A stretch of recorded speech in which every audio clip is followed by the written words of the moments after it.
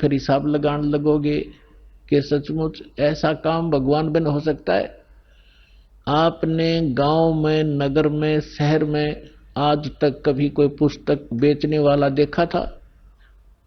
परमात्मा के बच्चों के अतिरिक्त कोई प्याज बेच दे, कोई हरी मिर्च बेचता देखा होगा, कोई टिंडे बेचनिया भी मिल रहा होगा, पुस्तक बेचनिया नहीं मिल रहा। बेचना नहीं है, ये तो वैसे एक परमार्थ के रूप में सेवा कर रहे हैं, बेचते नहीं है।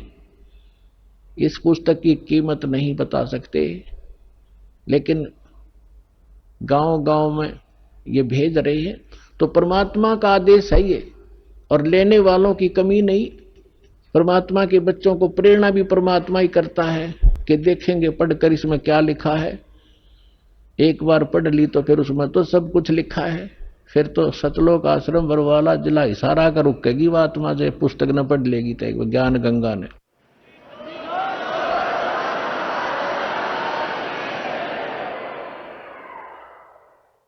तो परमात्मा क्या बोला था उस समय 600 वर्ष पहले पुण्यात्माओं, उसका एक एक वचन 100 का 100 सत्य होगा, किसी डूम बाट के गीत नहीं, समर्थ का वचन है, जिसके एक वचन से सूर्य और पृथ्वी और सब ब्रह्मांड चल रहे हैं। पृथ्वी एक सेकंड का भी आगा पीछा नहीं करती, अरबों वर्ष हो गए इसने घूमती ने, कोई लुब्रिकेशन नहीं, कोई इसकी मेंटेनेंस नहीं, और कोई इसको घुमाने वाला नहीं। उस समर्थ के वचन से ये चल रहे हैं, सब ब्रह्मांड रुके हैं। उस ब्रह्मांड, उस समर्थ का ये वचन है कि घर घर देखो बोध विचारा। बोध माने ज्ञान, भक्ति मार्ग का घर घर में चर्चा चलेगी मेरे ज्ञान की, और सत्य नाम सब ठोर उचारा। ओए होए, घर घर देखो बोध विचारा, घर घर में परमात्मा की चर्चा चलेगी, बच्चा बच्चा उसके गुणगान करेगा, और सब जगह परमात्मा के सत्य नाम का, 2 अक्षर के नाम का जाप हुआ करेगा। अब देखो पुण्यात्मा, हलवा बनावे हम, और महक जाओ पड़ोसियां का भी, यानी उनको कितना अच्छा लगता है, उनको भी आनंद आता है उस हलवे की महक से, सुगंध से, जो गंध जाती है सुगंध। तो इसी प्रकार मंत्र करोगे जाप आप, और आनंद आओगा दूसरे साथ बैठे ने भी। अब वो लाभ तो नहीं ले सकता जो हलवा बनाने वाला, जो घर में हलवा बना रहा है, वो हलवा खाकर आनंद ले रहा है, और पड़ोसी ने केवल महक प्राप्त होगी, और वो भी अच्छी है। एक तो घर में दारू काट है, शराब बनाओ तो पड़ोसी का भी नशा हो, गुंडा लग गया उसने छींक आवे। अरे घर में हलवा बने तो पड़ोसी तो अच्छी ही वो जाती है उसकी संदेश। तो इसी प्रकार जो सुमन करोगे, वो तो हलवा तो आप खाओगे, लेकिन उसकी महक पड़ोसी को भी आभास होगा उसको। तो इस प्रकार इस परमात्मा का मंत्र घर घर में चलेगा। कोई बस में बैठे जाते हो, ट्रेन में बैठे हो, कोई सिमरण कर रहा श्वास का, कोई कर रहा प्रथम मंत्र मन मन में, तो पास में बैठे यात्रियों के भी उसका प्रभाव पड़ेगा, और एक ना एक दिन उनके पाप नाश होंगे वो, और आत्मा जागेगी। इस प्रकार से परमात्मा ने पूरे विश्व को, अपने बच्चों को शरण में लेना ही लेना है, चाहे आज कोई हिंदू है, चाहे कोई मुसलमान है, चाहे सिख है या ईसाई है। हम बगैर ज्ञान के बढ़ते चले गए। अब हमें पता चलेगा आज मृत्यु होगी, हम हिंदू हैं, कल मृत्यु हो जाए, हम अमेरिका में पैदा हो गए, ईसाई का झंडा उठा लिया है, और फिर मृत्यु हो गया, हम मुसलमान का, फिर मुसलमान का झंडा उठा लिया। हम हैं कौन, हम आए कहां से हैं, मनुष्य जीवन का उद्देश्य क्या है, तो ये इस तत्व ज्ञान से पता चलेगा। फिर क्या बताया परमात्मा ने कि कलयुग बीते 5500 पाचा, तब ये मेरा वचन होगा साचा। 600 वर्ष पहले ये बात कहना कि घर घर में मेरे ज्ञान की चर्चा होगी और मेरा ही ज्ञान रहेगा, पूरा विश्व मेरी भक्ति करेगा धर्मदास, तो धर्मदास का गलेवा उतरा नहीं थी। तो परमात्मा ने कहा कि कलयुग बीते 5500 पाचा, तब ये वचन मेरा होगा साचा। कलयुग बीत जावे जब एता, और सभी जीव परम पुरुष पद चेता। ओए होए होए, आप पुण्यात्माओं जो इस ज्ञान से परिचित हो चुके हो, उनका तो यह बात बिल्कुल समझ में आएगी 100% तुरंत, आप क्या देख रहे हो? आज से पहले आपने ज्ञान गंगा सुनने से पहले परम पुरुष का ज्ञान नहीं था। आपने केवल अपने ही देवी देवताओं का ज्ञान था, और स्वर्ग लोक तक हम उत्तम स्थान मान्या करते। एक ये राधा स्वामी पंथ है जो गुरु नानक देव जी के और कबीर जी की वाणी को पढ़ पढ़ा के कहीं की ईंट कहीं का रोड़ा जचा गए। ये सतलोक सचखंड और सतनाम ये बताने लगे थे। इन्हें कख नहीं पता, कैख है भी नहीं पता भक्ति मार्ग। ये क्या बताते हैं? सतलोक में परमात्मा निराकार है, चेतन ही चेतन है, प्रकाश ही प्रकाश है। और फिर सतलोक का कैसा है, सतनाम क्या है, सार नाम क्या है, सार शब्द क्या है, सतलोक क्या है, सतपुरुष क्या है, इनके परम धनी के वचन है शिवदयाल जी के, जिससे युवराधा स्वामी, धन सतगुरु, सच्चा सौदा, दनो दादा, जय गुरुदेव, या निरंकारी परंकारी जितने पंथ हैं ये उसी से निकले हैं, उसी के आधार से। वो क्या बताता है कि वो ही सतनाम है, सतनाम वो ही सतपुरुष है, सतनाम ही, और सतनाम ही सतलोक है, सतनाम ही सार शब्द है, सतनाम ही सतपुरुष है, सतनाम ही सार नाम है। कख है इनको पता। तो अब कहते हैं परमात्मा ने कहा है कि कलयुग बीत जावे जब एता, और सभी जीव परम पुरुष पद चेता। ओए है परम पुरुष। गीता जी अध्याय नंबर 15 के श्लोक नंबर 16 और 17 में 3 पुरुष हैं। एक सरपुरुष, यह ब्रह्म है 21 ब्रह्मांड का स्वामी, और एक अक्षर पुरुष जो 7 संग ब्रह्मांड का मालिक है। ये दोनों परम पुरुष नहीं है। इसलिए गीता अध्याय नंबर 15 के श्लोक 17 में तुरंत कहा है कि उत्तम पुरुष है तू अन्य परमात्मा इति उदाहरत है। यह लोक धर्म अविश्य विवर्ती अवैश्वर है कि वो परम पुरुष तो कोई और है। उत्तम पुरुष, परम माने श्रेष्ठ, परम पुरुष, उत्तम पुरुष, श्रेष्ठ पुरुष, पुरुष माने परमात्मा, वो तो कोई इन दोनों से भी अन्य है, सरपुरुष और अक्षर पुरुष से। और वही तीनों लोकों में प्रवेश करके सबका धारण पोषण करता है। गीता अध्याय नंबर 18 के श्लोक 62 में कहा कि अर्जुन तो सर्वभाव से उस परमेश्वर की शरण में जा। एक ईश, एक ईश्वर, एक परमेश्वर। ईश ये सरपुरुष है और ईश्वर ये अक्षर पुरुष है। परमेश्वर वो परम अक्षर पुरुष है, परम अक्षर ब्रह्म है। तो उस परमेश्वर की शरण में जा, उसकी कृपा से ही तू परम शांति को और सनातन परम धाम को प्राप्त होगा। सनातन शाश्वतम स्थानम, सदा रहने वाले अविनाशी स्थान को प्राप्त होगा। गीता अध्याय नंबर 15 के श्लोक नंबर 4 में कहा कि तत्वदर्शी संत की प्राप्ति के उपरांत उस तत्व ज्ञान रूपी शस्त्र से अज्ञान रूपी अंधकार को काटकर उसके पश्चात परमेश्वर के उस परम पद की खोज करनी चाहिए, जहां जाने के बाद साधक फिर लौटकर संसार में कभी नहीं आते। और जिस परमेश्वर ने सारे ब्रह्मांडों की रचना की है, केवल उसकी भक्ति करो और सब भक्ति त्याग दो। तो उस परम पद को खोजना चाहिए, परमेश्वर के उस परम पद को खोजना चाहिए।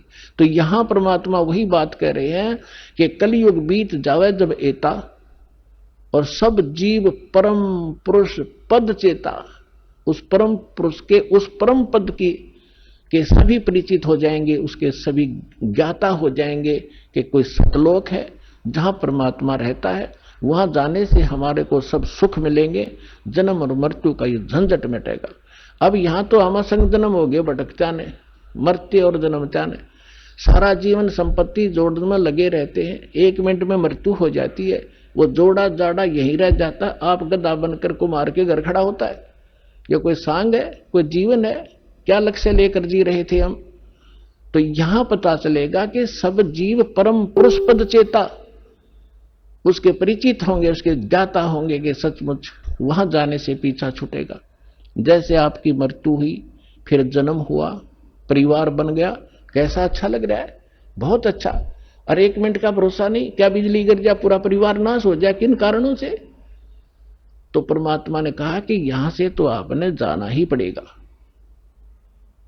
जाना पड़ेगा, लेकिन ऐसी भक्ति करो, ये भक्ति, और यहां से पुनर्जन्म की इच्छा मिटाओ। जहां आशा ता बासा होई, मन कर्म वचन सुमरियो सोई। अब भक्ति करो जब तक यहां हो अपना यहां की, क्योंकि हम यहां रह रहे हैं तो हमारा ये कर्तव्य कर्म यहां भी करने पड़ेंगे। लेकिन अब जो काम आप जिस उद्देश्य से करते थे, माया संचन करने के लिए, कोठी गार्डन खातिर, या थोड़ी सी स्पीड कम कर दो। और किस लिए कर रहे हो? बच्चों का ब्याह करना पड़ेगा, लड़की होगी दो, कैसे ब्याह होंगे, दहेज देना पड़ेगा। नहीं, कुछ ही दिनों में ये सभी समाप्त करेंगे। कोई दहेज ना लेगा ना देगा, लेगा ही नहीं कोई। उसको पता चलेगा क्यों ऋणी बना मैं, आज मैं पैसा ले रहा हूं, कल मैं इसका गधा बनकर पूरा करूंगा, बैल बनकर करना पड़ेगा, कोई भैंस गाय बनकर इसके घर बंधना पड़ेगा, क्यों सिर में दर्द करा। तो पुण्यात्माओं, जब तक ये ज्ञान नहीं था, हम एक दूसरे से ऐसे जुड़ते चले गए, संस्कार बढ़ा लिए हमने। अब सतलोक चलने के लिए हमने इन संस्कारों को सीमित करना पड़ेगा, ताकि फिर से टांग उलझी ना रह जाए, कोई पल्ला हमारा कहीं कांटे में फंस ना जा और हम यहीं रह जाए। तो इसलिए, और मकान बनाओ, ठीक है, आपको जैसा परमात्मा ने पूर्व संस्कार से दिया है मकान बनाओ, कोई घना लोग दिखावा ना करना चाहिए इसमें। टाइम पास करने के लिए चाहे एक झोपड़ी दे भगवान और चाहे किसाई मकान दे, अपनी भक्ति करना उद्देश्य समझो। प्राकृतिक आपदाओं से बचने के लिए मकान की आवश्यकता है, ये शेड डाल रखा है, पर्याप्त है। ओले नहीं पड़े सिर पर, नहीं ना, जैसे हम भक्ति कर रहे हैं, खाना बना रहे हैं, तो उससे बचाव करना ताकि हम भक्ति निर्बाध कर सके। इसलिए मकान की आवश्यकता, प्राकृतिक आपदाएं हमें सीधा अटैक ना करें और हम भक्ति कर सके, इसलिए ये मकान और झोपड़ियों की आवश्यकता है। ना अन्यथा चाहे यहां पर सोने का महल बना दे, एक आने का नहीं, वो व्यर्थ है। तो परमात्मा कहते हैं राम रटत दारिद्र भला और टूटी घर की छान, वो सुंदर महल किस काम के जहां भक्ति नहीं भगवान। राम रटत दारिद्र भला, दारिद्र माने बिल्कुल निर्धन, राम रटत निर्धन भला, और जिसकी छान भी चाहे थोड़ी बहुत कमजोर हो, टूट गई हो, थोड़ी फिर ला लेगा, ठीक कर लेगा फूस ला करके। और वो कंचन महल किस काम के, सुंदर महल किस काम के जहां भक्ति नहीं भगवान। तो इसलिए आप जी को ये परमात्मा का ज्ञान दिया जाता है ताकि आपका उद्देश्य, लक्ष्य जीवन का एकदम बदले, चेंज हो, और आपके प्रबल इच्छा हो कि हम सतलोक जाएंगे। और वहां अब इच्छा कैसे कब बनेगी, जब आपको दृढ़ विश्वास हो जाएगा कि सचमुच कोई ऐसा लोक है और वहां जो सुविधा बताई जाती है आपकी, ऐसा ही घर होगा, परिवार होगा। अब जो बच्चे आपके हैं और आपके संस्कार से जुड़े हैं और भक्ति कर रहे हैं, कोशिश करो, अगर आपको इनसे प्रेम है, इनमें लगाओ। ये तो ममता ऑटोमेटिक है, ये हैं भगवान के बच्चे, आपके नहीं है। लेकिन यहां संस्कार वश हमारे ये बने हैं, हमारे नियमित किए गए हैं, तो हमारा कर्तव्य बनता है इनको भगवान की भक्ति पर जरूर लावे।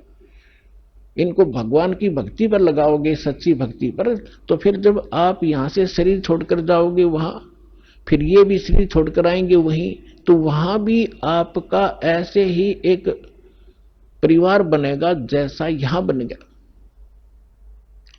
अब देखो पुण्यात्माओं, यहां सारे दुख हैं, गर्मी में गर्मी सतावे, सर्दी में सर्दी, और फ्लड आ जा तो घरों में भी पानी घुस जा, और भी ना जाने कितने कष्ट शरीर में हमारा लगे रहते हैं। कोड हो गया, कैंसर हो गया, अंधा हो गया, आंख फूट गई। लेकिन हम इतने ढीठ हैं, यदि हमारी मृत्यु ना हो तो इन दुखों ने भी कोई नहीं गिना। हमने मृत्यु का दुख मान रखा है, और यह मृत्यु कंपलसरी, यहां पर सारे दुख देकर भी मृत्यु होगी। अगर हमारी मृत्यु ना हो यहां, और परिवार हमारा देख कितना प्यारा लगता है, क्या हम मरना चाहते हैं? नहीं, कोई नहीं चाहता। लेकिन यह मृत्यु डेफिनेट होगी, और आप भी मरोगे, और ये जो बच्चे जिनको आप अपने मान रहे हो, ये भी शरीर ना जाने आपके सामने चले जाएं। तो इससे मन हटाओ, आप वहां जाओगे सतलोक में, आपका शरीर ऐसा होगा, कभी वृद्ध नहीं होगे, जरा नहीं होगा, जरा माने वृद्ध अवस्था, और मृत्यु नहीं होगी, सदा युवा शरीर रहेगा। और वहां आपके जो है ना घर, बड़े बड़े बड़े महल जो आप खाली छोड़कर आए हो, वहां आपके खाली पड़े हैं। आप गलती से इस काल के साथ लगकर यहां आ गए। जिन्होंने ये सृष्टि रचना सुन रखी होगी उनको ये बातें आसानी से समझ में आ रही होंगी, लेकिन जिन्होंने सृष्टि रचना नहीं सुनी होगी फिर धीरे धीरे कभी सुनाएंगे। आज वो ये सुने, क्योंकि सत्संग स्थल एक ऐसा स्थान है जिसमें प्रथम कक्षा के बच्चे भी आते हैं और दूसरी कक्षा के भी, और बीए के भी यहीं बैठते हैं, और पीएचडी वाले भी बच्चे यहीं विद्यमान हैं। एक ही सत्संग में, एक ही प्रवचन से उन सबको उसी सत्र का ज्ञान देना पड़ता है। तो ये जो जिस सत्र के बच्चों के सत्र का ज्ञान है ये दास दे रहा है, वो उसको समझ में आ रहा है। तो ऐसे ये प्रत्येक सत्संग में, प्रत्येक प्रवचन में हर तरह का ज्ञान दिया जाता है। प्रथम वाले बच्चे भी समझे और द्वितीय वाले भी, और जो पुराने भक्त हैं उनके लिए भी बताया जाता है कि सृष्टि रचना में आपने बहुत बार सुना है कि आपके वहां मकान खाली है और आप गलती करके इस काल के साथ आगे, इसलिए आप यहां पर हैंड टू माउथ हो गए। और वहां सारी चीज भरी पड़ी है, किसी चीज का भाव नहीं, कोई टेंशन नहीं, और वहां विकार नहीं जीव में गंदे।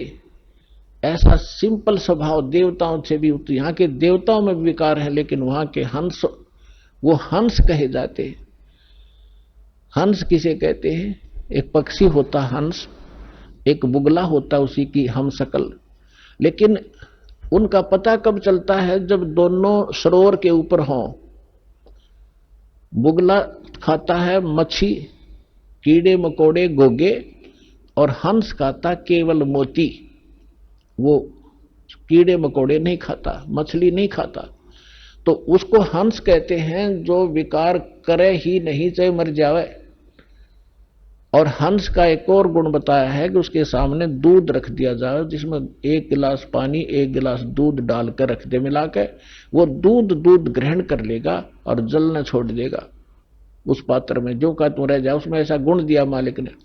तो जिन्होंने दूध और पानी भिन्न भिन्न कर लिया इस ज्ञान के आधार से कि ये लोक कैसा है, यहाँ का जीवन कैसा है, और सतलोक में जो बताया जा रहा है वो कैसा है, तो वो भिन्न भिन्न कर लिया, इस जल को छोड़ दिया, दूध ग्रहण कर लिया, उसको हंस कहते। तो वह हंस कहे जाते हैं। आदमी अपने ही जैसे हैं, आकार ऐसा ही है, उनका शरीर वह बहुत तेजों में है। 16 सूर्य जितना प्रकाश एक वहां रहने वाले भक्त और भक्तनी का है। परमात्मा के शरीर का जो वहां प्रकाश है, एक रोमकूप में करोड़ सूर्य मिला दे, करोड़ चंद्रमा, ऐसी रोशनी है। परमात्मा सक्षम है, समर्थ है। जीव अलग है, परमात्मा भिन्न है। परमात्मा सर्वशक्तिमान है, जीव की एक सीमित पावर है और सीमित उनका सब क्रियाएं हैं। परमात्मा की क्रियाएं असीमित होती हैं। जो जीव और ब्रह्म एक बताते हैं वो भूले हुए प्राणी हैं, वो अज्ञानी आत्माएं, उनको कुछ भी ज्ञान नहीं। अब जो प्रसंग चल रहा है, जैसे एक भक्त मिला इस दास को, मैंने उसको पहले की बात है, जब बहुत कम ही संगत होती थी, ऐसे हम दास भी किसी को पकड़ लेता था जान पहचान के, को आजा बैठ जा तुझे एक बात बताऊंगा, ज्ञान सुनाने लगा। अब वो अच्छी आत्मा था वैसे तो, सुनता रहा, सारी सृष्टि रचना सुनाई। 1 दिन 2 दिन, तीसरे दिन जब वो आया, वो कह लगा भाई बात सुन भगत जी, मैं आपकी बात ऐसी है मेरे हृदय में लग गए हैं और मेरा सरसा होता है इनका, और मैं ऐसा व्यक्ति हूं, मैं जौन से काम पर लगता हूं, पक्की धुन का आदमी हूं, मैं उसको करके छोड़ूंगा, छोड़ता हूं, बीच में नहीं छोड़ता। और मैं नाम लूं को नहीं, मैं नहीं लूंगा आपसे मंत्र। मां के बात भाई क्यों नहीं लेगा कि मैंने मंत्र ले लिया, मैं तो सिर धड़कीबाजी लगा के काम किया करता हूं और मैं भक्ति कर लूंगा और मैं चला जाऊंगा उड़ा जहां बता रहे हो कौन सा लोक है, और सतलोक भी भूल गया। मैं वहां चला जाऊंगा और वहां कोई भी ना पाया तो मैंने अकेला बैठा रहूंगा। मैं नहीं जाऊं, मैं तो यहीं रहूंगा, मेरा दिल नहीं लगे। मैंने कहा मैंने उसे कहा कि भले पुरुष एक बात बता, अब यहां तो क्या दिल लग रहा है आपका? मान ले तू गधा बन गया और सुअर बन गया तो क्या दिल लगा तेरा? ने बोला बढ़िया है, आते जाते दिखते तो रहेंगे, घूमते फिरते, दिल लगा रहेगा। बता ऐसी वृत्ति गिरगी हमारी कि हमारा यही ठीक है, घूमते फिरते दिखे जाएंगे और यही ठीक सू, मैं वहां नहीं जाऊंगा। अब उसका जो ये कहना भी ठीक था कि आज तक किसी ने यही नहीं बताया कि सतलोक है और सतलोक में आदमी रहे हैं, वहां पर सृष्टि है, ये तो किसी ने बताया नहीं। ये राधा स्वामी वाले लोग कहते हैं कि वहां तो प्रकाश ही प्रकाश है, प्रकाश ही प्रकाश है, चेतन ही चेतन है। वो टिंडे लेंगे चेतन में जाकर प्रकाश में, समुद्र में डूब का मरना हो तो क्या? तो कोई ये कोई बात है, कोई आधार है इनकी बातों का? परमात्मा ने स्वयं जैसे पुणात्मा अब ये निर्णय करना चाहता दास की वो सतलोक में सारी सृष्टि है, ऐसे ही स्त्री पुरुष है, ऐसा ही परिवार है, लेकिन यहां तो गंदा व्यवहार है, या न्याय नाम की चीज नहीं। परमात्मा कहते निरंजन धन तेरा दरबार, जहां तनिक नहीं न्याय विचार, घर घर में राड़े, बहु सासू का झगड़ा, आपस में भाई भाई का झगड़ा, बाण भाई के साथ मनमुटाव, छोटी छोटी बातों पर, इन पे संपत्ति और पता नहीं क्या के ऊपर लड़ाई हो जाए। ये कोई जीवन है? सब नरक भोग रहे हैं यहाँ पर, कोई सुखी नहीं है। इस पर 21 ब्रह्मांड में आग लगी पड़ी है। अब वहां जाओगे जब देखना, वहां कोई चिंता ही नहीं। अब जैसे आप यहां आ रहे हो, यहां सासू भी आई होगी, सास भी और बहू भी आ रही होगी, ननंद भी यहीं पर बैठी होगी, सास और ससुरा भी आया होगा, और पति और जेठ जेठानी भी आ रही होंगी। यहाँ लड़ाई होए कोई ना, या मनमुटाव होगा नहीं। क्यों नहीं होगा? क्यों? एक बना बनाया भोजन मिलेगा, एक जैसे मैट बिछाए रखे, नहाओ दो अपना भजन करो। लड़ाई तो जब अगर तूने ये नहीं किया, तूने ये नहीं कहा, वहां नाश हो गया, फलाना गड़बड़ होगी, तो वहां जाकर कोई काम में को नहीं, सारी चीज उपलब्ध आपके सामने, तो वहां अपने ऑटोमेटिकली स्वभाव सुंदर बन जाता है। और वैसे वहां का जो मटेरियल है हमारे शरीर का, बॉडी का, उसमें ये दोष नहीं है। यहाँ कभी काम दुखी कर रहा है, कभी क्रोध सता रहा है, कभी कोई लालच में हम गड़बड़ कर रहे हैं, मोह के अंदर आपस में राग द्वेष में सने पड़े हैं, तो वहां जाकर के आपको सामूहिक भंडारे में भोजन, आपके घर घर के आगे फलदार वृक्ष लदपद रहते हैं, आपकी रसोई आपका जो भरा रहता है सारे खान पान से परमात्मा की जाए, फिर रह गया क्या झगड़ा? तो कहने का भाव ये है कि अब प्रश्न ये आता है कि वहां पर ऐसी सुंदर सृष्टि है, इसका प्रमाण कहां है? अब कैसे विश्वास हो हमारे को? देखो पुण्यात्माओं, परमात्मा ऊपर रहता है, वेद बतावें, वहां से चलकर आता है, अच्छी आत्माओं को मिलता है, अपना ज्ञान देता है। वो ज्ञान क्या देता है? जो कबीर साहब अच्छी आत्माओं को मिले, किसको मिले? धर्मदास जी को मिले। जब वो मथुरा के अंदर एक हिंदू परिवार में जन्मा था, बनिया वैश्य कुल में जन्म था, श्री विष्णु जी और भगवान शंकर के उपासक थे, वैष्णव धर्म से दीक्षित थे। मथुरा के अंदर जाकर एक तालाब में स्नान करने से अपनी इच्छा, 68 तीर्थ भ्रमण करने की इच्छा से वो अपने गुरुदेव के आदेश से गया हुआ था। वहां भगवान मिले, परमात्मा ने यह चर्चा सुनाई कि इस तालाब में नहा के, इस जोड़ में, इस मथुरालय में स्नान करके, धर्मदास जी आप मोक्ष चाहते? तेरे लोटे में पानी भर के ला रखा था, उसने साथ रखा था, देखो इसमें कितने जीव घूम रहे, इसमें तूने स्नान किया, मसल मसल कर नहाया, तूने करोड़ों जीव मार दिए रगड़ रगड़ के, ये पाप तेरे बैड अकाउंट में लिखा गया। और पुण्य एक भी कोई ना, क्योंकि शास्त्र विरुद्ध साधना तेरी, तुझे क्या लाभ मिलेगा इसके? पाप इकट्ठे कर दिए। अपने बांधवगढ़ घर से चलकर यहां तक आया मथुरा में, लगभग 700 किलोमीटर तू पैदल चला है। नीचे तेरे पैरों के नीचे जितने जीव आए वो तेने पाप को नाश कर, तेरे पाप में लिखे जाएंगे। और पुण्य एक भी कोई ना इस दौड़ में नहाने का, तालाब में नहाने का।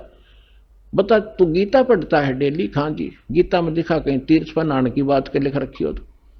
या जो मंत्र आप जाप करते हो हरे कृष्ण राधे श्याम सीताराम, गीता में लिखा कहीं? अगर नहीं जी, फिर किस लिए डलेर हो रहा है? अब देखो पुण्यात्माओं, प्रथम बार तो कितनी साची बातों पर एक बार तो स्ट्राइक हो से दिमाग में। धर्मदास जी नाराज हो गए, तो हमारे देव, तो मुसलमान है, हमारे देवताओं की बुराई करता है, ये करता है, आंख लगा दिखाने। परमात्मा अंतर ध्यान हो गए, जिंदा महात्मा के रूप में बैठे थे। मुसलमान धर्म के अंदर जिंदा महात्मा संत होते हैं। जब आगे से एकदम अंतर ध्यान हुए, धर्मदास का कलेजा हिल गया कि सारी साची कह था, और ये सारी बात सही थी। मैं तो नीच हूं तो भगवान था, कोई फरिश्ता था, कोई देवता था, कितनी बढ़िया बात बताओ थे, मैंने गलती कर दी। और हे भगवान, इब के आप मिल जाओ तो मैं सारी बात सुनूंगा। कुछ दिन के बाद, लंबी कहानी है, अब विषय नहीं है वो, इसलिए दास क्या बताना चाहता है। परमात्मा उनको फिर मिले, फिर कुछ बात कही, वो फिर कुछ स्वीकार की, कुछ फिर गलती, वो अज्ञान आज्ञा अड़ गया। भगवान फिर अंतर ध्यान हो गया। ऐसे 4-5 बार घटना घटी।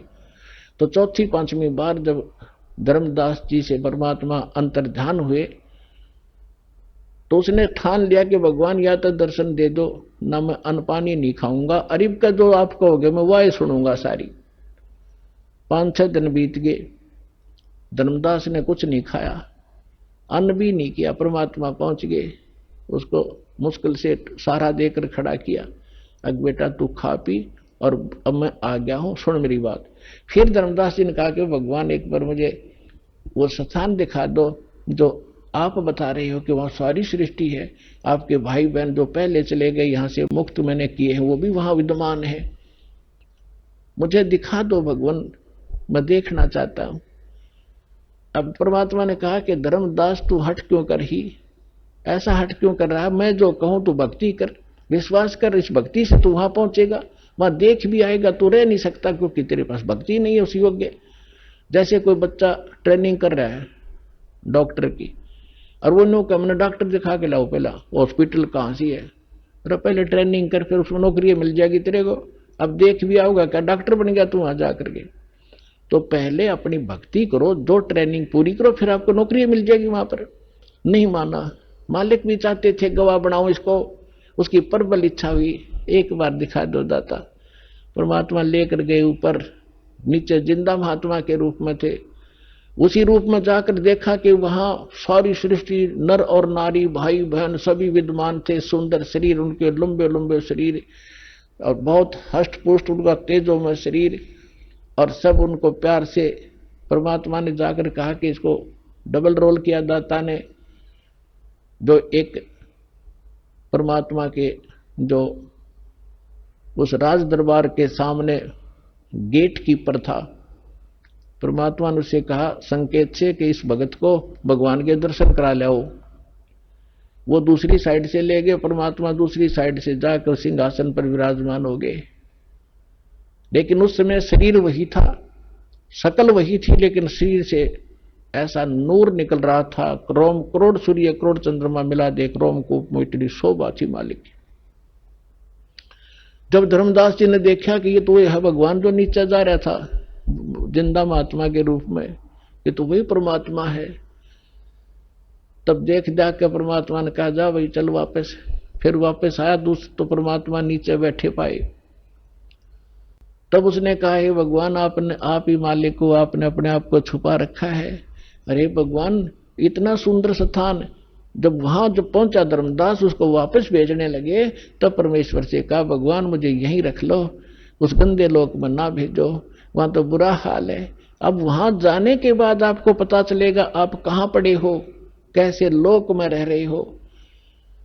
तब धर्मदास जी ने याचना की, परमात्मा ने कहा बेटा ऐसा नहीं रह सकते, आप वापस जाओ, आपको ऐसा मंत्र दूंगा सतनाम और सारनाम, थोड़े ही भजन से आपकी गहनी भक्ति संग्रहित हो जाएगी।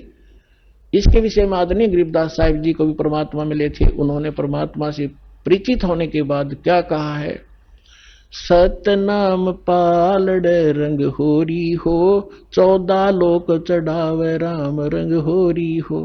3 लोक पास्यंग धर रंग होरी हो, तो ना तुले तुलाया राम रंग होरी हो। एक सतनाम का 2 अक्षर का मंत्र है, जिसमें एक ओम है, एक तत् गुप्त है। जिनको प्राप्त है उनको पता है। तो अनपदेशी को ये मंत्र भूल के नहीं बताना, नहीं आपका नाम खंडित हो जाएगा। तो परमात्मा ने कहा कि एक श्वास उस श्वास से, एक मंत्र जैसे आपने एक बाहर छोड़ा एक अंदर लिया, एक ये मंत्र पूरा बन गया। तो कहते हैं ये सतनाम का एक सिमरन एक पालड़े में रख दे तराजू के तखड़ी के, और 3 लोग पृथ्वी पाताल और स्वर्ग लोग दर दे पासेंग। पासेंग क्या होती है? जैसे दास का जन्म एक किसान परिवार में हुआ, हमारे घर पर ये व्यापारी लोग गेहूं चना लेने आते थे, तो पिताजी कहते थे भी पहले तेरी ताखड़ी जांच करा, इसमें कोई एरर तो नहीं है। तो उसमें एरर होती तो उसी कणक, जैसे चने बेच रहे लेने हैं तो चने उठा के एक मुट्ठी दूसरे पलड़े में डाल दिया जाता था, ताकि वो एरर लेस हो जाए, उसमें कोई डिफेक्ट ना रहे, संतुलन ठीक हो जाए। वो पासेंग कहा करते, पासेंग डाल ले इसमें, और बट्टे रख दिए। और वो सौदा बाकी और करना होता है, 10 मन 20 मन चने लेने होते हैं, वो तोलने अलग से। वह पासेंग कोई सौदे में नहीं होती, वो एक मुट्ठी चने पड़े रहो। तो यहां क्या बताते हैं परमात्मा के एक सतनाम के सिमरन की इतनी कीमत है। सतनाम पालड़ रंग होरी हो, और दूसरी तरफ 14 लोक चढ़ावे, शिव का लोक, विष्णु जी का लोक, ब्रह्मा जी का लोक, दुर्गा का लोक, और ये ब्रह्म का लोक, और ये जो है ना गोलोक, और ये 14 लोक जो है अताल उतल पतल, ये सारे चढ़ा दे। और 3 लोक पासेंग धर रंग होरी हो, ये 3 लोग तो पासेंग कोई सौदे में नहीं है। पृथ्वी लोग, इस पृथ्वी पर छोटा सा कोई टुकड़े का राजा बन जाता है, मंत्री मुख्यमंत्री, फूला नहीं समाता। और इस ज्ञान के साथ की तुलना में आपको पता चलेगा, क्या बताते हैं, 3 लोक का राज जीव को जय कोई दे, और लाख बधाई क्या करे जय नहीं नाम तने। धिक्कार है उस राज को जो भक्ति नहीं है, जिसके पास ये सतनाम नहीं है। तो क्या बताते, सतनाम पालड़ रंगोरी हो, और 14 लोक चढ़ावे राम रंगोरी हो, 3 लोक पासेंग धरे रंग होरी हो, तो ना तुले तुलाया राम रंग होरी हो। तब धर्मदास जी से परमात्मा ने कहा कि नीचे जा बेटा, ऐसा मंत्र दूंगा, सच्चे नियम से नियमित रहकर ये भक्ति करना, थोड़े ही सिमरन से। मुझे मालूम है कि इस काल के लोक में तुम भक्ति नहीं कर सकते, ना जाने कितने प्रकार के पचेड़े तुम्हारे जकड़ रखे हैं, लेकिन ये सिमरन ऐसा दे दिया, थोड़ा भी सिमरन कर लोगे तो भी कल्याण कर दूंगा तुम्हारा। और आप जाइए नीचे। अब जो ही धर्मदास जी नीचे आए, सामने बैठे वही भगवान पाए, चरण पकड़कर अकुलाए कि हे भगवान, आप वहां अपनी आपकी ऐसी शोभा थी शरीर की, वो यहां क्यों गुप्त कर रखी है? तो परमात्मा ने कहा कि यदि मैं उसी तेजो युक्त, उस शोभा युक्त यहां आ जाऊं तो मेरे को कोई देख नहीं सकता, क्योंकि चरम दृष्टि उस प्रकाश को नहीं देख सकती। और फिर ये काल का कलेजा फिट जाए, अब तो उसको पता नहीं मैं कौन हूं, और उसको चिंता बनी रहती है कि इस प्राणी को सच्चा मार्ग ना मिल जाए। इसलिए इसने ना जाने कितने दूत छोड़ रखे हैं इस मेरे प्यारे आत्माओं को मिसगाइड करने के लिए। कोई कुछ बता रहा है भगवान की डेफिनेशन, कोई मंत्र कुछ बता रहा है, कोई साधना कुछ बता रहा है, इसने भट्ठा बैठा रखे। इसलिए धर्मदास, मैं आपको ये सच्ची भक्ति बताने के लिए आया हूं। और इसको तब दास तो आपको बताना चाह रहा था, धर्मदास जी ने आके बताया। कबीर सागर में आपको बहुत बार दिखाया, फिर समय आने पर दिखाऊंगा। उसमें वहां ऐसी सृष्टि है, वहां पर सब भाई बहन जो पहले चले गए वहां ठाठ से रहते हैं, स्त्री पुरुष है, परिवार है, वहां सारे सुख है, सब सुख पदार्थ वहां पर उपलब्ध है। और पुण्यात्मा जिन महापुरुषों को परमात्मा मिले, उन्होंने बताया, आदरणीय गरीबदास जी ने बताया, आदरणीय नानक साहब जी ने यही ज्ञान दिया, लेकिन जो गरीबदास जी ने जो विशेष रूप से ज्ञान दिया है वो परमात्मा और इन सब महापुरुषों की अपनी एक गुप्त चाल थी।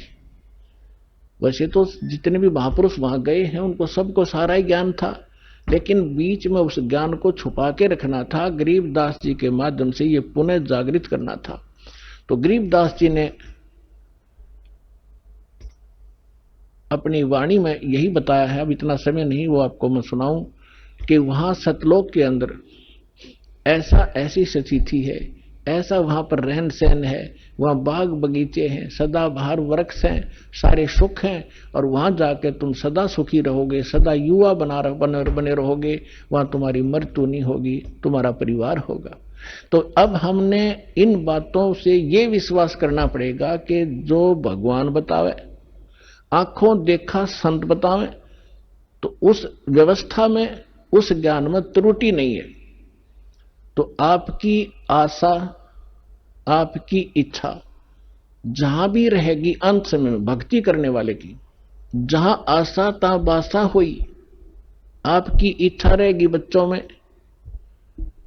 किसी पशु या अपने पशु में या महल में मकान कोठी घनी बड्डी बना ली, 10-20 लाख रुपये लगा दिए, और मरते समय कोठी में ममता रहेगी, वही कुत्ता या तो माखी माछर बन के आ जाएगा, या कि तो कुत्ता बनकर बराबर में बैठेगा, कोठी में देखे जाएगा खड़ा खड़ा।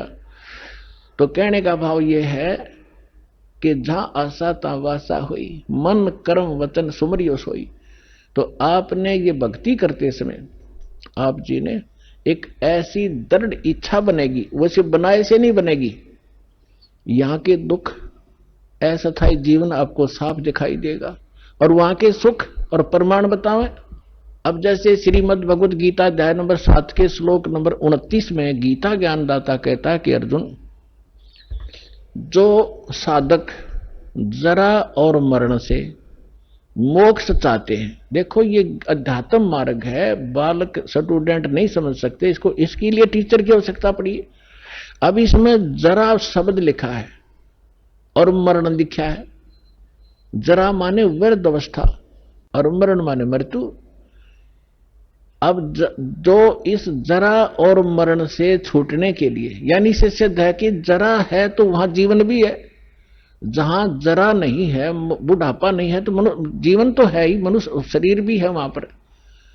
जरा और मरण, फिर वहां मृत्यु भी नहीं है, मृत्यु नहीं है तो जीवन भी है।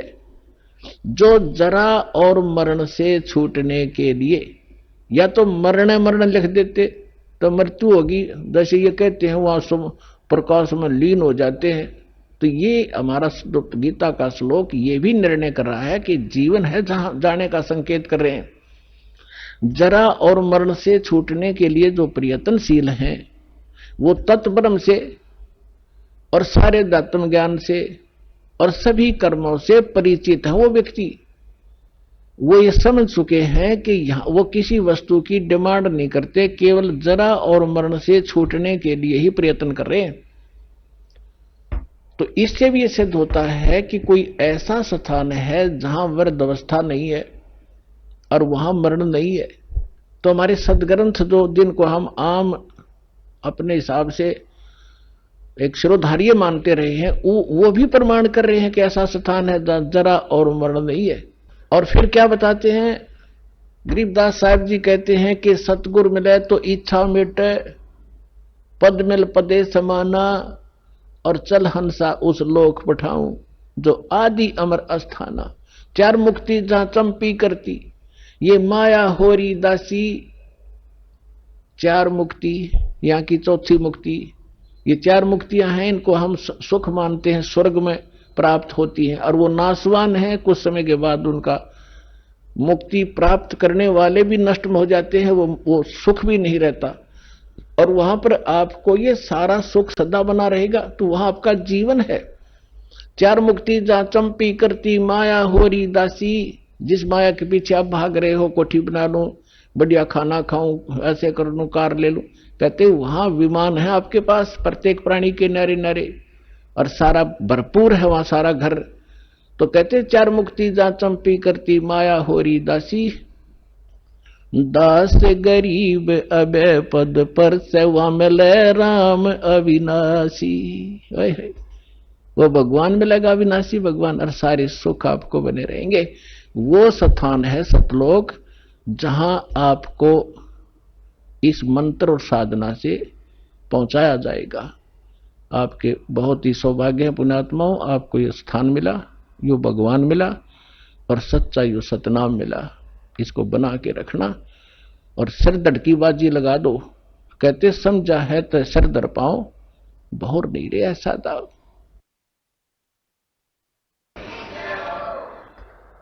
परमपिता परमात्मा पूर्ण ब्रह्म सारी सृष्टि के रचनहार कबीर देव जी, कबीर साहिब जी, वो धानक कबीर, दुल्हा कबीर, काशी के अंदर जो एक सिंपल मैन की तरह रहा करते थे।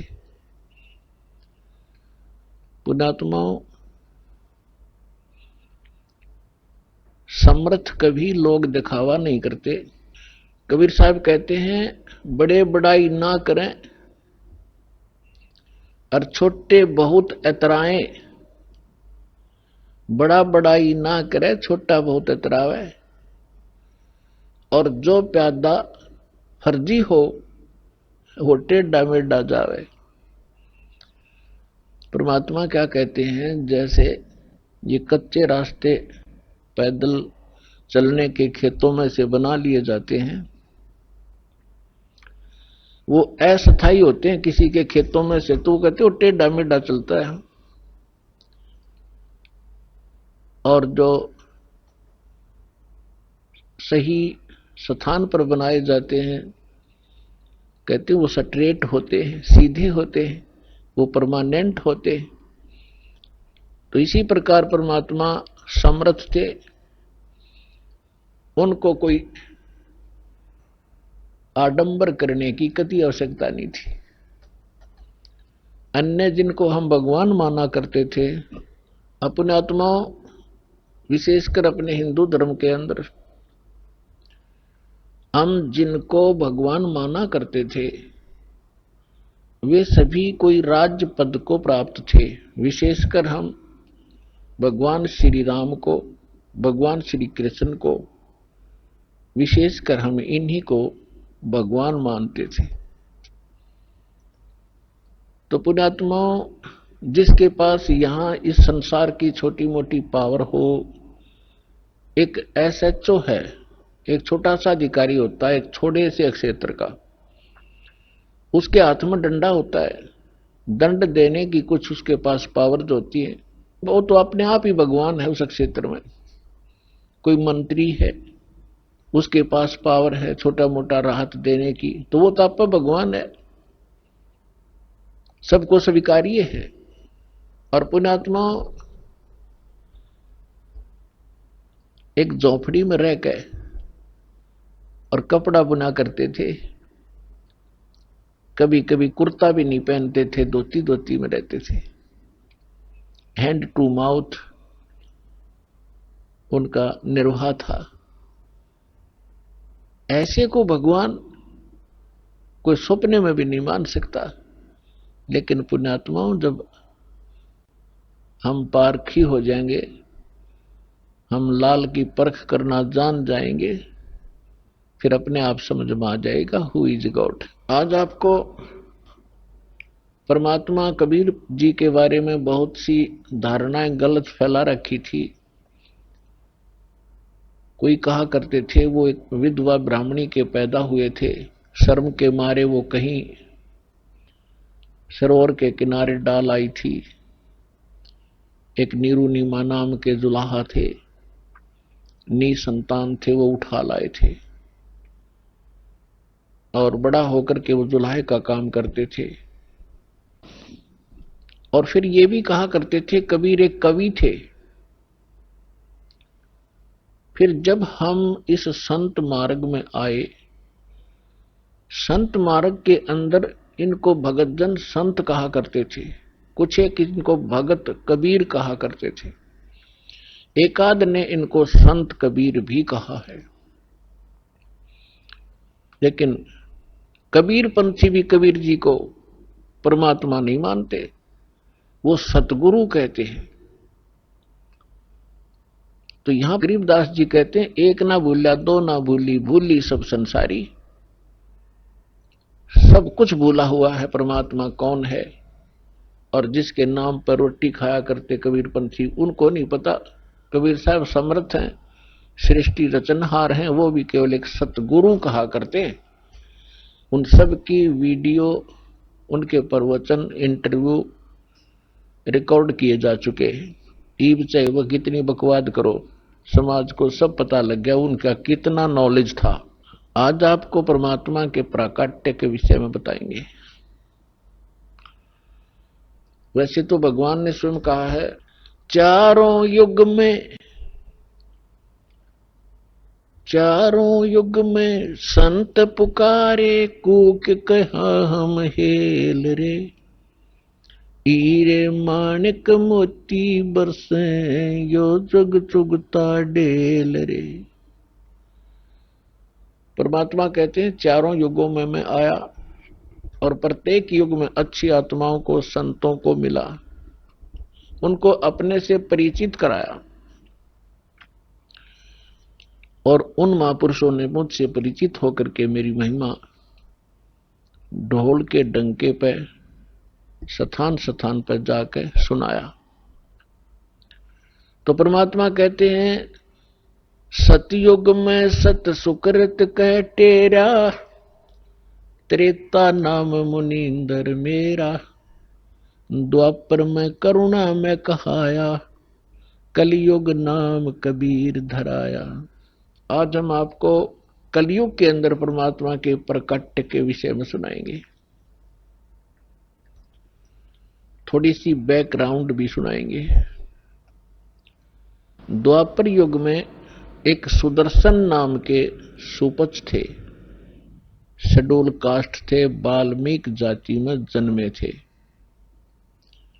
और वो उस समय परमेश्वर कबीर जी करुणामय नाम से प्रकट थे द्वापर में। जब करुणामय नाम से परमात्मा प्रकट थे, उस समय कुछ एक हंस परमात्मा की शरण में आए थे, उनका कल्याण किया था। एक तो रानी इंद्रमती थी, इंदुमती भी कहते हैं, इंद्रमती, जो विशेष, और भी राजा जगजीवन थे, लेकिन विशेषकर हमारे जो सत्संग के विषय में हम कुछ एक महापुरुषों की जानकारी आपको देंगे। और उनमें से एक सुदर्शन नाम के वाल्मीकि थे, और परमात्मा भी उस समय करुणामय नाम से एक वाल्मीकि को सरोवर के ऊपर मिले थे, जो निसंतान थे। और सुदर्शन जी उसी वाल्मीकि परिवार के अंदर, कुल के अंदर अन्य किसी परिवार से संबंधित थे। केवल उस समय उस वाल्मीकि समुदाय से उस सुदर्शन जी ने परमात्मा करुणामय जी से उपदेश लिया था, और उन्होंने उनको खूब अच्छी तरह जाना था। परमात्मा उनको सचखंड लेकर गए थे सुदर्शन जी को। अब जिन्होंने परमात्मा को सचखंड में देख लिया, पूरा विश्व एक तरफ और वो महापुरुष एक तरफ रहे।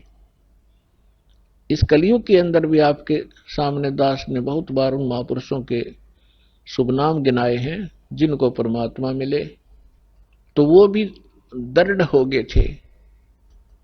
आदरणीय धर्मदास साहिब जी, आदरणीय मुल्कदास साहिब जी कलयुग के अंदर, आदरणीय नानक देव साहिब जी, आदरणीय दादू साहिब जी, आदरणीय गरीबदास साहिब जी गांव छुरानी जिला जज्जर हरियाणा वाले, आदरणीय घीसा दास साहिब जी गांव खेकड़ा, अब जिला बागपुर हो गया और उत्तर प्रदेश में, आदरणीय स्वामी रामानंद जी काशी शहर वाले, बनारस वाले। आइए अब हम उन श्रद्धालुओं के अनुभव जानते हैं जो जगत गुरु तत्वदर्शी संत रामपाल जी महाराज जी से दीक्षा प्राप्त कर चुके हैं तथा उनके द्वारा बताए गए भक्ति मार्ग पर चल रहे हैं। नमस्कार सर। नमस्कार सर। सर क्या नाम है आपका? राम नारायण रावत। कहाँ से आए हैं सर आप? लखनऊ यूपी से सर। सर, संत रामपाल जी महाराज से नाम दीक्षा लेने से पहले आप क्या भक्ति साधनाएं करते थे? संत रामपाल जी महाराज की दीक्षा लेने से पहले हमारा खुद का मंदिर है। हमारे पिताजी पुजारी हुआ करते थे, हम भी पुजारी थे और हम देवी जी की पूजा करते थे। माँ कामाख्या देवी का मंदिर है और हम हर वर्ष जो है भंडारा करते थे माता जी का, और वो जो है हम भक्ति माता जी की करते थे। सर, माता जी की भक्ति भंडारा आदि करने से आपको क्या क्या लाभ मिले? सर, लाभ तो कुछ नहीं हुए मगर परेशान जरूर रहते थे। जब हम 12 मई को भंडारा करते थे हर वर्ष, तो हमारे घर में कोई ना कोई एडमिट जरूर हो जाता था हॉस्पिटल में, और कभी ना कभी बुखार आना, ये होना, मानसिक टेंशन, जमीन की टेंशन, बहुत सारी टेंशन रहती थी। कहीं पे सुकून नाम चीज नहीं थी, काफी परेशान रहते थे। बाकी भूत प्रेत का भी छाया रहता था।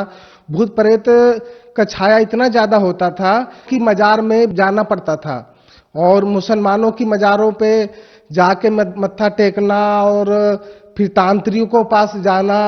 भक्ति करने के साथ साथ माता जी की बहुत सारे तांत्रिकों के पास जाना होता था, और फिर भी हमें कोई लाभ नहीं मिलता था। बहुत परेशान रहते थे। सर, माता जी की भक्ति करने से तथा तांत्रिक आदि के पास जाने से आपको कोई लाभ नहीं हुआ, बल्कि आपके घर में भूत प्रेत की बाधा हो गई। तो संत रामपाल जी महाराज के बारे में आपको कैसे पता चला? हमारे को जो है, हमारे पिताजी जो है टीवी पे संत रामपाल जी महाराज का प्रोग्राम देखा। उसके बाद पिताजी ने बताने लगे एक बार कि भाई देखो, ये संत रामपाल जी महाराज एक कोई संत है जो टीवी पे सत्संग किताबों को पढ़ के सुनाते हैं, और ये कबीर जो है, कबीर जो है सृष्टि रचनाहार है, मतलब कबीर परमात्मा है, कबीर भगवान है, और कबीर ने ही सारी सृष्टि रची है। तो मैं पिताजी के ऊपर हंसने लगा, बोला कि अब ये नया कौन सा सत्संग आ गया है, कौन से गुरु आ गए हैं जो कि कबीर को परमात्मा बताने लगे हैं। तो मैं उस समय अपने पापा से बहस करके और चुपचाप चला गया। फिर मैं जाने के बाद सोचा कि मेरे पिताजी जब ऐसा कह रहे हैं तो क्या सही हो सकता है या गलत हो सकता है, इसको देखना चाहिए। तो मैं संत रामपाल जी महाराज का मेमोरी में सत्संग लेके और सुना। जब सुना तो सारा प्रमाण देखा और किताब पढ़ी, तो ऐसा लगा कि पूर्ण परमात्मा जो है इस समय धरती पे आ चुका है, संत रूप में मौजूद है, वो भी संत रामपाल जी महाराज के रूप में यहाँ पे धरती पे उपस्थित है। और फिर जब हमने प्रमाण देखा, गीता के अध्याय 4 के श्लोक नंबर 34 में लिखा है, हे अर्जुन, तू तत्वदर्शी संत की शरण में जा, उसको दंडवत प्रणाम करने से, उसकी भली भांति पूजा करने से तेरे को पूर्ण मोक्ष होगा। तो उसकी बाद जो है हम संत रामपाल जी महाराज का ज्ञान समझकर फिर 6 अप्रैल 2014 को जाके बरवाला में नाम दीक्षा ली, और उसकी बाद जो है हम जो है भक्ति करना स्टार्ट कर दिए। सर, संत रामपाल जी महाराज से नाम दीक्षा लेने के बाद आपको क्या क्या लाभ हुए? संत रामपाल जी महाराज जी से नाम दीक्षा लेने के बाद हमें तो बहुत सारे लाभ हुए, जिसमें कि सबसे बड़ा लाभ यह हुआ कि मेरी छोटी बहन पे एक प्रेत आत्मा आती थी, और प्रेत आत्मा जो है 2-2 घंटे 3-3 घंटे मतलब झूलती रहती थी और परेशान करती थी। तो जब से नाम दीक्षा हम सब परिवार जाके लिए बरवाला में, तब से वो प्रेत आत्मा चली गई, और उसकी बाद जो है शारीरिक सुख भी होने लगे, जो बुखार आना और आए दिन डॉक्टर के पास जाना, वो सब धीरे धीरे खत्म होने लगा। तो उस समय मेरी पत्नी ने भी कहा कि मैं भी संत रामपाल जी महाराज जी से नाम दीक्षा लूंगी। तो मेरी पत्नी उस समय गर्भवती थी, और सितंबर 2013 की बात है। तो उसके बाद मैं फिर वेट करने लगा। फिर मेरा जो बच्चा होना था वो जो है ऑपरेशन, डॉक्टर ने बोल दिया कि ऑपरेशन होगा और नॉर्मल बच्चा नहीं हो सकता है। तो उस टाइम जो है हम बहुत परेशान हुए, और डॉक्टर ने कहा कि जल्दी बताओ। तो हमने कहा ठीक है भाई, ऑपरेशन कर दो। फिर हमने संत रामपाल जी महाराज जी से प्रार्थना की कि हे परमात्मा, हे मालिक, यदि आप सही हैं और आपकी भक्ति सही है, आप वाकई में यहाँ उपस्थित हैं पृथ्वी पे, तो मेरे पत्नी का ऑपरेशन नहीं होना चाहिए। मैं ऐसे प्रार्थना कर ही रहा था, तब तक जो है वहां से डॉक्टर आए कि भाई आपकी नॉर्मल डिलीवरी हो गई है, और नॉर्मल डिलीवरी हो गई है। और वो जो डॉक्टर सर्जन आए थे ऑपरेशन करने, वो वही उस बच्चे को साफ सफाई किए और एकदम खुशी की लहर उठ गई और उमंग आ गई। तो इसी प्रकार हमें तो सबसे बड़ा फायदा तो पहले भी मिलना स्टार्ट हो गया था जब नाम नहीं लिए थे। उसके बाद जब नाम लेने के बाद जो है बहुत सारे फायदा मिलते रहे।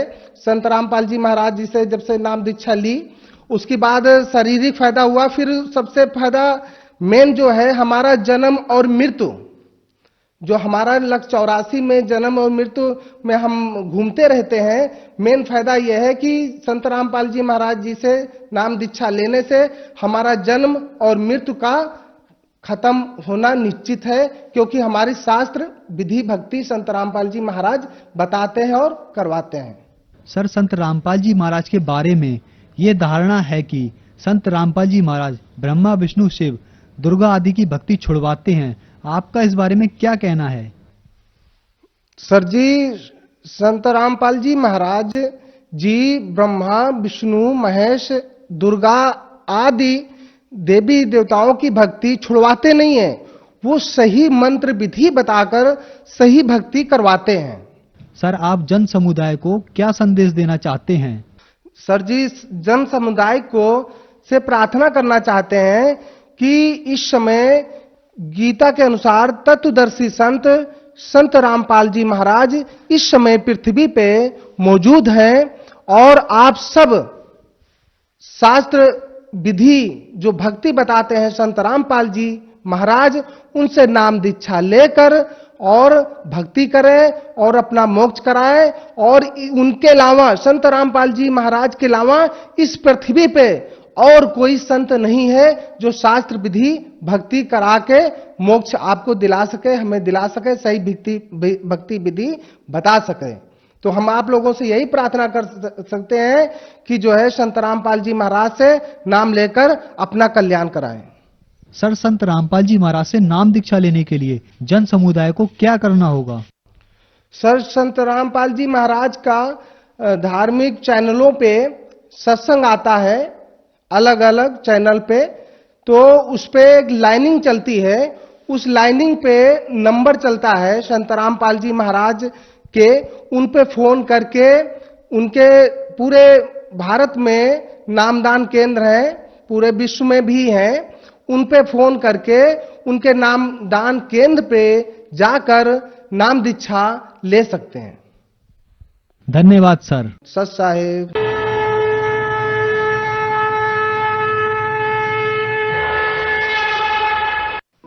आप सुन रहे थे जगत गुरु तत्वदर्शी संत रामपाल जी महाराज के मंगल प्रवचन।